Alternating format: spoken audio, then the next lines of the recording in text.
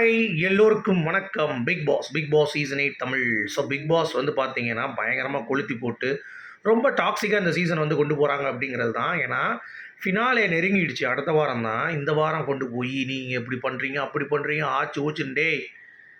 அந்த Anbukkarasi creative team நான் கேட்குறேன், அறிவு ஏதாவது இருக்கா மண்டேல? உங்களுக்கு இதெல்லாம் பண்ணோன்னா 60 நாளில் போய் அனுப்ப வேண்டியதானே. இவங்க எல்லாத்தையும் படம் மாதிரி இறக்கி நீ ஃபேக் ஆடுற, நீ பிஆர் வச்சுருக்க அப்படின்னு சொல்லிட்டு இப்போ அந்த பிஆர் இன்ஃப்ளூயன்ஸ் பண்ணி மக்கள் வந்து பார்த்தீங்கன்னா ஓட்டு போட ஆரம்பிச்சிட்டாங்க சௌந்தர்யாவுக்கு. நீ அப்போ அடிச்சிருக்கணும், கீழே தட்டிருக்கணும் அடிமட்டத்திலேயே. அப்போல்லாம் சௌந்தர்யாவை தட்டாமல் இப்போ வந்து பார்த்தீங்கன்னா தட்டிட்டு அவளே அழ வச்சு அவள் வந்து உண்மையிலே அழுகுறா. இப்போ ஃபேக் கிடையாது, அவளுக்கு தெரிஞ்சிருச்சு. என்னடா இப்படி உடைக்கிறாங்க நம்மளை, இதுக்கு வெளியே போயிடலாம் அப்படின்ற மாதிரி வெளியேற முடிவு எடுத்துட்டா. கிளம்பிடுவோம், அவ்வளோதான், முடிஞ்சிச்சு.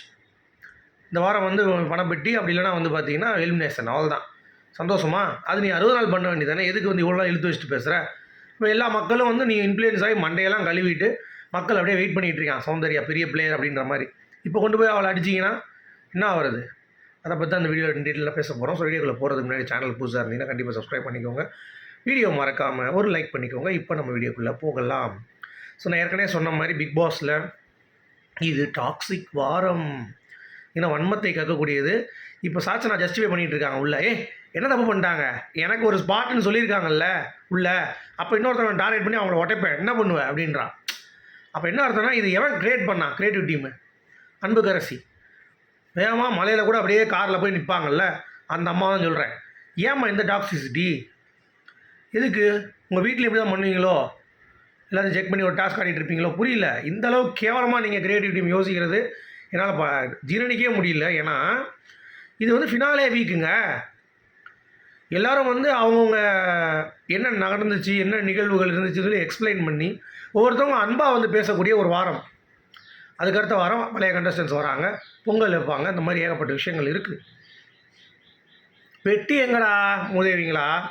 ஓ, பெட்டியே இல்லையா இந்த சீசனில்? அவ்வளோதானா? பெட்டி இல்லையா? அதான் அதை பண்ணிட்டுருக்கீங்களா? பிச்சை எடுக்கிறீங்களா இந்த சீசனில்? பிச்சை எடுத்துகிட்டு இருக்கீங்களா? ப்ரைஸ் அமௌண்ட்டாச்சும் 50 லட்சமா இல்லை எதுவுமே இல்லையா? கார் கொடுக்கலையா யாருக்கும்? என்னடா பண்ணுறீங்க முட்டா பயிலுங்களா? ஒரு சீசனில் ஒருத்தவங்களை இவ்வளோ தூரம் வந்து இறங்கி கேடு கட்டத்தனமாக டார்கெட் பண்ணிகிட்ருக்கானுங்க. இதெல்லாம் வெளி இன்ஃபர்மேஷன் கிடையாது. பிக் பாஸ் அமைதியாக மூடிட்டுருப்பேன். சரி, இப்போ என்ன ஆகுது சௌந்தர்யாவுக்கு? அவ்வளோதான், உடஞ்சிருச்சு, அவ்வளோதான். இது எதுக்கு இப்போ உடைக்கிற? அப்பயே உடச்சி தூக்கி போட வேண்டியதான். அவ்வளோலாம் டாப் 5க்கே தகுதி இல்லாத ஒரு நபர் சௌந்தர்யா, அவங்கள இவ்வளோ தான் எடுத்துகிட்டு வந்ததே பெரிய விஷயம். ஏதோ கொஞ்சம் ரியாக்ஷன் வச்சு க்யூட்டாக அழகாக இருக்கிறதுனால வருது.